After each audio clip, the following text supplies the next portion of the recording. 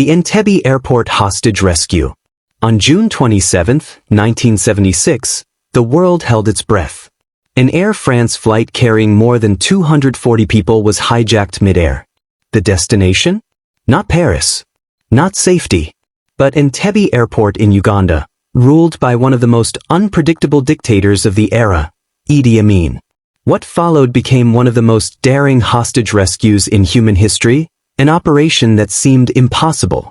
This is the full story of Operation Thunderbolt, the Entebbe Airport Hostage Rescue. The hijack. It started like any normal flight from Tel Aviv to Paris. But minutes after leaving Athens, 4 armed terrorists stormed the cockpit. 2 were members of the Palestinian PFLP. 2 were German radicals. Their mission: force Israel to release imprisoned militants. The plane was diverted to Libya, then flown deep into Uganda, where Idi Amin greeted the hijackers like honored guests. The passengers knew immediately. This was no ordinary hijacking. The hostages at Entebbe. Inside an old terminal at Entebbe Airport, the hijackers separated passengers by nationality. Non-Jewish passengers were released, while more than 90 Israelis and Jews were held at gunpoint. The hijackers issued an ultimatum: release 53 militants, or the hostages die. And standing right behind them was Uganda's army, fully cooperating. Israel's impossible decision. Back in Jerusalem, panic spread across the nation.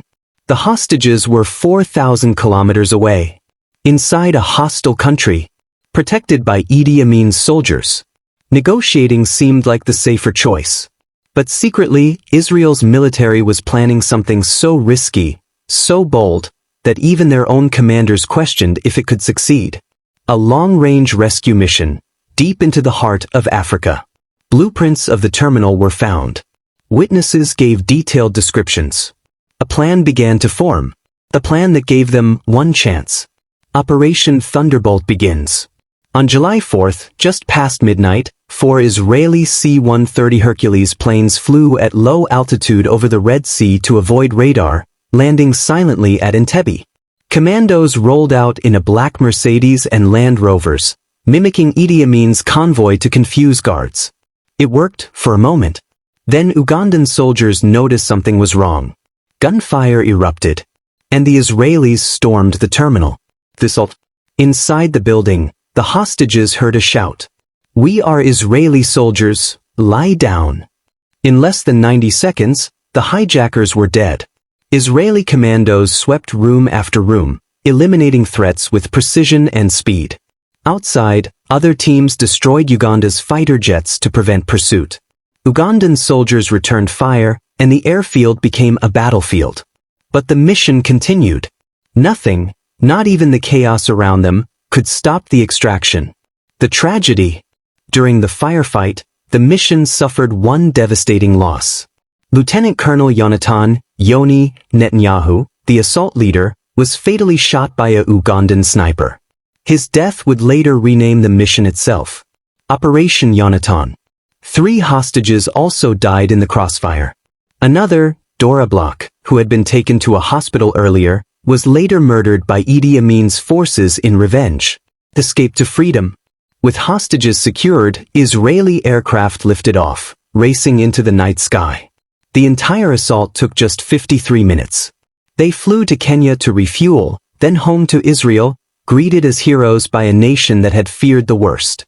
Operation Thunderbolt was complete. The world called it one of the most successful hostage rescues ever attempted.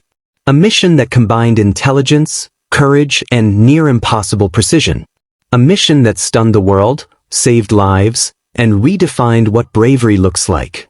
If you found this documentary informative, if it kept you on the edge of your seat, then do us one favor before you go. Hit the like button. It helps the video reach more people. Subscribe to the channel, and join our growing community of true crime and historical deep dives. Turn on notifications so you never miss episodes just like this one. Your support keeps this channel alive, and allows us to bring you more untold stories, more investigations, and more real-life events that shaped our world. Thank you for watching. Stay curious, stay safe, and we'll see you in the next video.